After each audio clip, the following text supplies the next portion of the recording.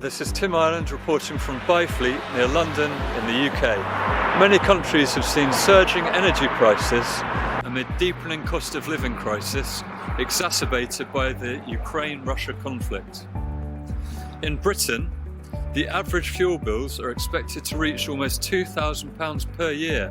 More than a quarter of homes in England, that's more than 15 million people, will be fuel poor later this year, when the cost of a standard bill will rise by 50%, according to estimates from the End Fuel Poverty Coalition.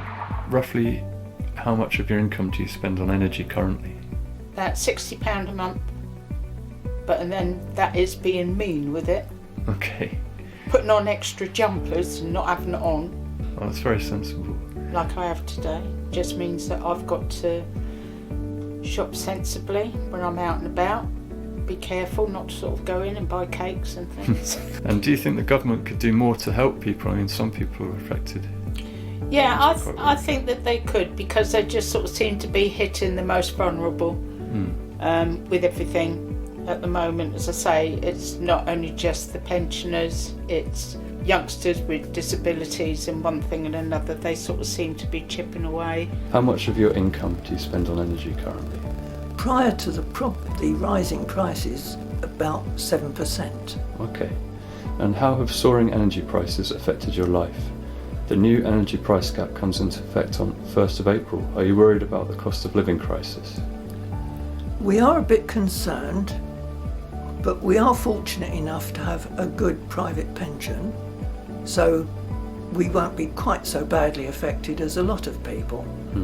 But we have noticed price rises and we will have to manage our money carefully. Meanwhile, from Europe to Africa, the impact of soaring energy prices are felt acutely.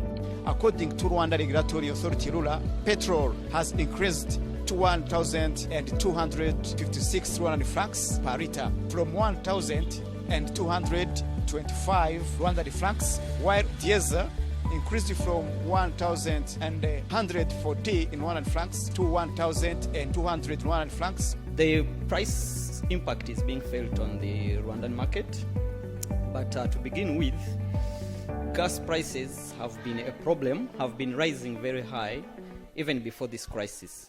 So the gas prices in Rwanda have been skyrocketing.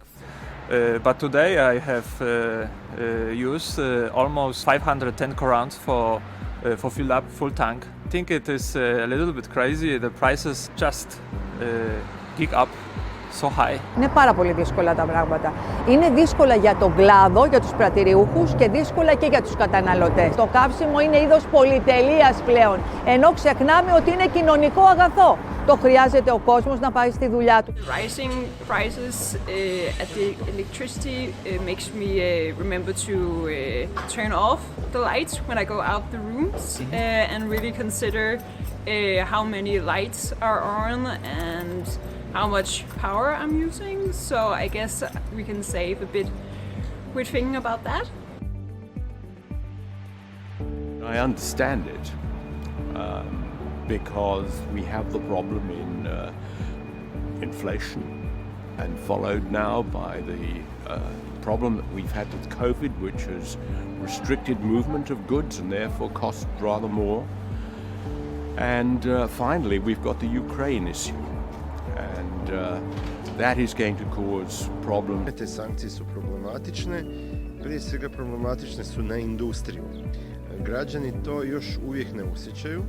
Inflacija koja je trenutno dosta visoka, između 3 do 6% u Hrvatskoj, pa do 8% u cijeloj Europskoj uniji, zapravo ne govore puno.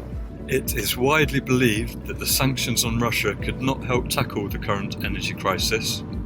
On the contrary, they fuel energy shortages and deepen the cost of living crisis across the world. We can only pray that the situation normalizes and maybe, hopefully, these sanctions on Russia can be lifted and maybe the prices on the international market can stabilize again.